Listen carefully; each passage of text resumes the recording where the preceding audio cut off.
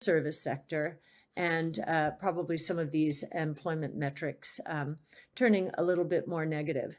The orders number corroborates what we saw from factory orders for the month of November. They were down 1.8%, and even more important, the previous month was revised down from plus 1% to plus 4%. So again, at turning points, we look at revisions. And while we think that when history is said and done, the recession started at toward the beginning of this past year, most statistics are still conflicting, and so that's why I'm saying at turning points. The other notable stats we got include the trade balance. Now, GDP has been stronger than expected. One of the major reasons for it is a collapse in imports relative to exports. So imports subtract from GDP. So if their imports dropped 8%, so if you subtract that, you're really adding to GDP. What is this saying? This is saying that we are cutting back on inventories, much of them coming from China. I think in the import report, consumer was the biggest fall off, and that would be associated with China. Exports fell, but not as much as imports, and therefore the trade balance improved, and that's going to help economic activity. But it's not for a very good reason. If you think about this, exports down 8%. That's not year over year. That's a month to month. You know, that's like 100% annualized percent decline, almost. Well, that's an exaggeration, but almost. So that's a very big drop and a big hit to China and other economies, I would suggest. Another curious report in this last month is consumer credit, consumer installment credit. Now, I've mentioned this also before. We're seeing huge increases in consumer installment credit, the net change, 25 billion plus. Now, this is very unusual, except during periods when consumers are stretching. Consumer saving rate has dropped to 2.3%. It's very low by historical standards. It doesn't go much lower. And so what is the consumer doing? It is that the consumer is buying more necessities, probably on credit cards, on installment. And that will continue to drive the saving rate down. So the saving rate is simply disposable personal income, which I just mentioned is diminishing in terms of its growth rate quite significantly, minus consumption. And so goods bought on debt subtract from savings. We got some bad sales indicators in the month. Retail sales down 0.6% for the month of November, going into the holiday season. We got some reports. We'll see what happens when the numbers are completely tallied, but it looks like online spending might have been down, negative.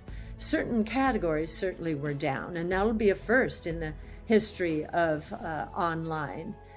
So the real average hourly earnings dropping on a year-over-year basis is having an impact. Housing is also not showing any let-up. The only relief was in new home sales, up 5.8% month to month. But I'm sure that a lot of builders facing higher interest rates do not want to carry these homes anymore, particularly if they're spec homes. So they're pushing them out, perhaps with lower prices. But pending home sales are down 38% on a year-over-year basis. Now, in terms of market indicators, some very interesting ones. Let's start with equities and let's summarize the year. If you owned energy, which was up 59% last year in the equity market, you did very well. And as you know, we don't own energy. In fact, we're very negative on energy. certainly from a secular point of view. And now I would submit a cyclical point of view. Prices peaked in March at 130. They're down to 74, West Texas Intermediate. And yet the sector indices for energy sector index is reaching for its all-time highs. And if I look at this chart and from a long-term point of view, what I am seeing is a triple top in '08, in I think it was 2015, and now in 22. I'd be very surprised if it gets to a new high because the fundamentals are deteriorating. Demand destruction is real. China, some of the numbers that have been coming out of China are astoundingly weak. And of course, zero COVID is a reason for that. But I do believe China's been building inventories. And the reason it has been doing so is it's using the Russian war. It is buying oil from Russia at significant discounts. And we don't know how long this window will be open. The discounts reports are in the 30 to 40% range. So we would not be surprised to see inventories much higher almost everywhere in the world because of the war in Ukraine and the fears about not getting energy supplies, and China and India buying disproportionate amounts of oil from Russia. Russia doesn't have very many other places of size to sell that oil. Now, in terms of demand destruction, something interesting is happening here in the United States and probably elsewhere in the world. Many of you may have had this same experience. I was in California for the holidays, and I was taking Ubers. 3 Uber drivers were in Tesla cars, and I was asking them about Tesla. I found that curious. And they said, oh yeah, we're renting our cars from Hertz. Hertz is now not charging us as much to buy or to rent a Tesla. And of course, that's the preferred car. And later on, we learned from Hertz that Hertz is doing this because it has learned that maintenance costs for a Tesla, and I'm sure other electric vehicles, are 50 to 60% below maintenance costs for gas-powered vehicles. Now, the reason this is important is because of a metric we monitor called electric miles traveled. Now, Uber drivers are going to travel many more minutes of the day or hours of the day than we are in our personal cars, which we just park and leave as we go to work.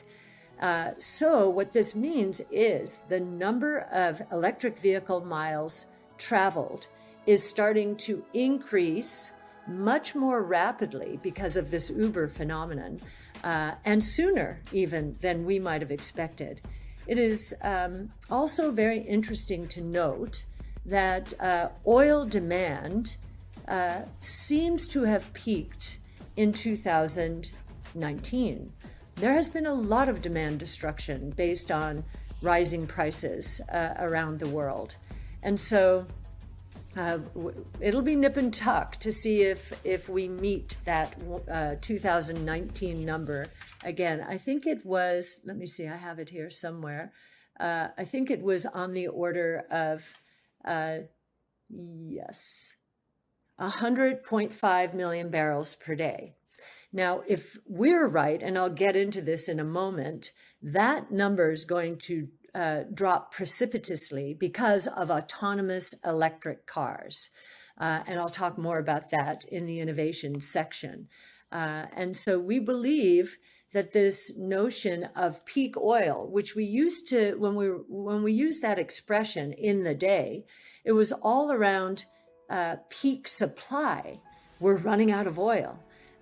Nowadays, the phrase considered more often, I would say, is peak demand. And we do believe that we're in the process of peaking out in terms of oil demand. At the same time, here in the US, we are moving toward record oil production. And once again, this year, we believe we could be the largest oil producer in the world.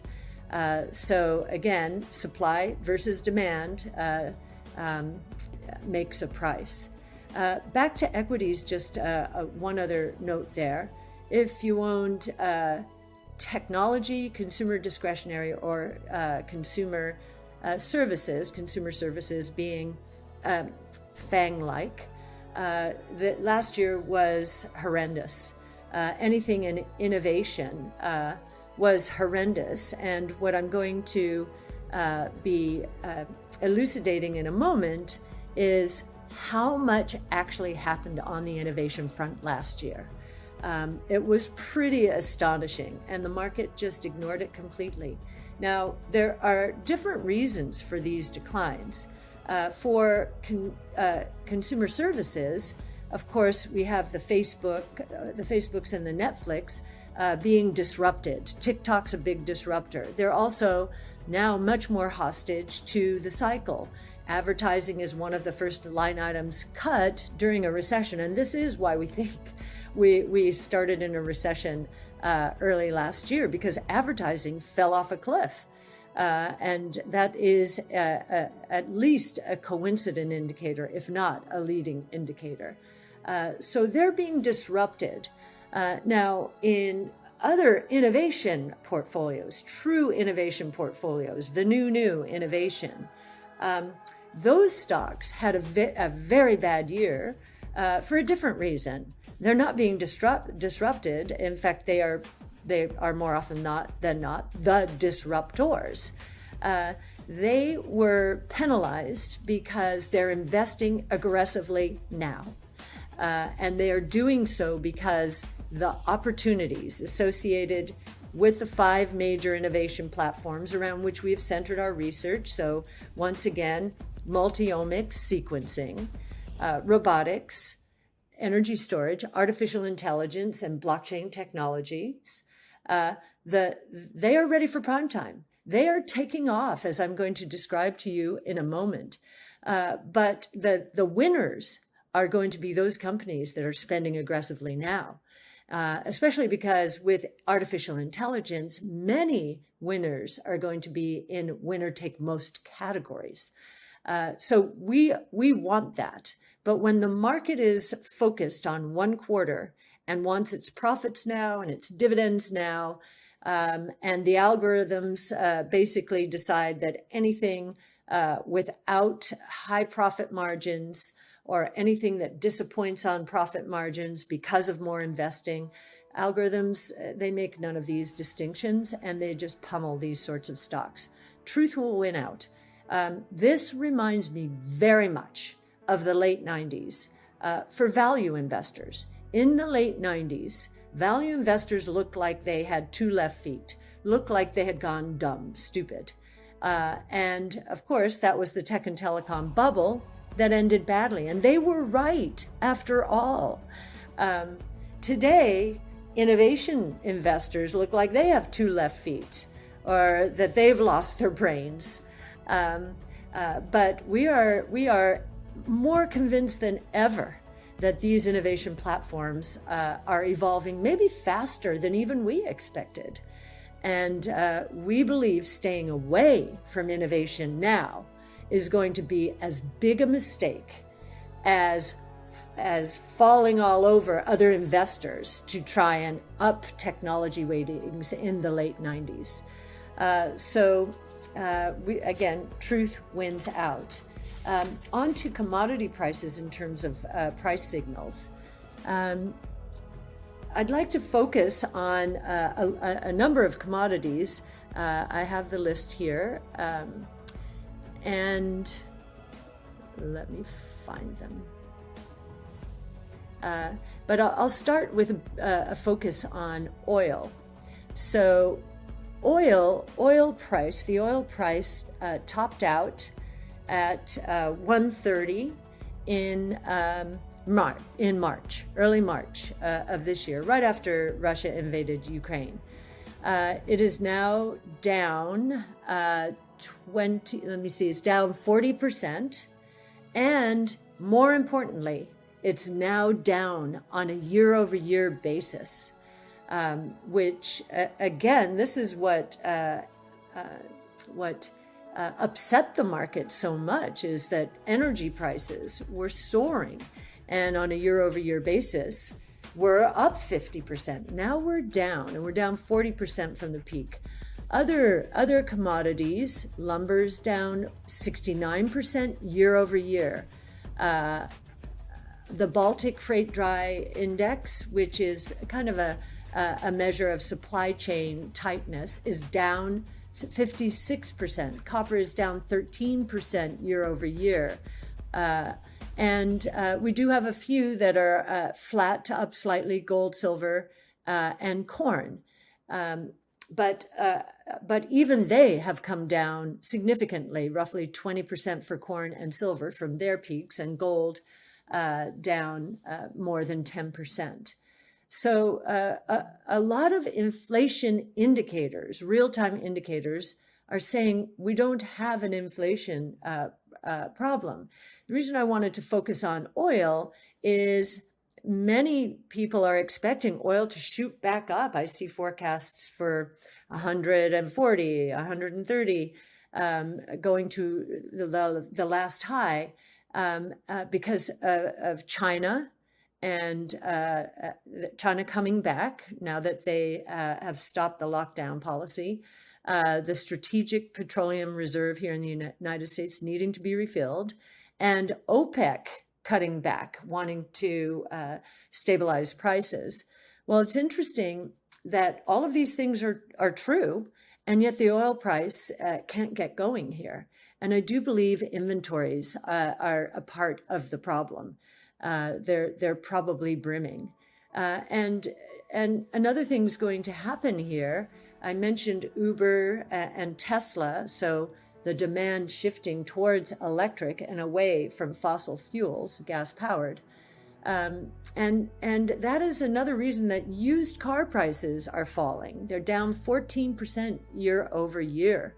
And we believe that the residual value of these cars is going to collapse if we're right and the consumer preference shift towards electric, especially by Hertz. So that's a business preference shift, continues. And then the last price signal, Bitcoin. It's been incredibly stable after the FTX related fall off last year. And by many of our metrics, and we will be putting out the Bitcoin monthly early next week, by many of our metrics, there is outright capitulation all over the place. David Puel, who is our on-chain analytics expert, has a lot of capitulation metrics, and I think every one of them is where it has always bottomed before a turn. Now, we do have the digital currency group drama around Genesis.